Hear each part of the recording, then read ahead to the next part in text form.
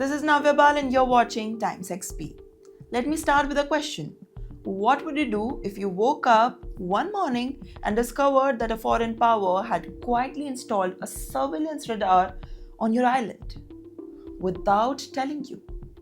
That is exactly what happened in Tobago, and now the whole Caribbean wants the answers.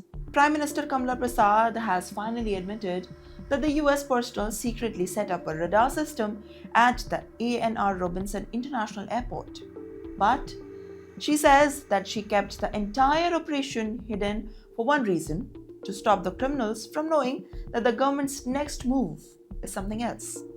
According to her, announcing it earlier would have tripped off the narco traffickers and human smugglers. But the secrecy has triggered a national political earthquake.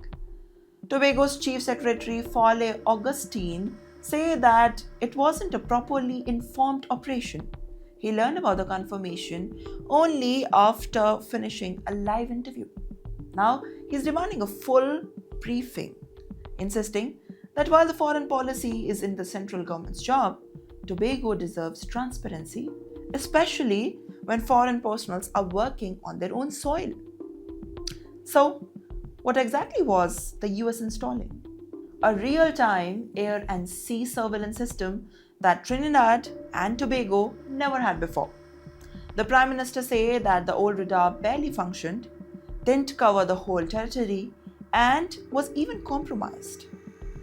That's why she turned on to Washington for the immediate help. But here comes the tension point. Critics say that this isn't about the border security, with Venezuela accusing Trinidad and Tobago for aiding US attempts to weaken the Maduro's government, and with President Trump warning the US land strikes on Venezuela could begin at very soon. The timing of the radar installation looks very suspicious. Some analysts believe that this could quietly support a wider American strategy in the region. Meanwhile, Tobago is not alone. Grenada had rejected a similar US radar plan after the protests and delays, which raises a question. Is the Caribbean becoming new front line of the Washington's fight against the drug trafficking, or something much bigger? And now, the security advantages and the secrecy once provided is gone. The Prime Minister says the moment of the news broke, the advantage was lost because criminals now know exactly what's coming. So, what do you think? Was the secrecy justified, or was the government hiding too much from its own people?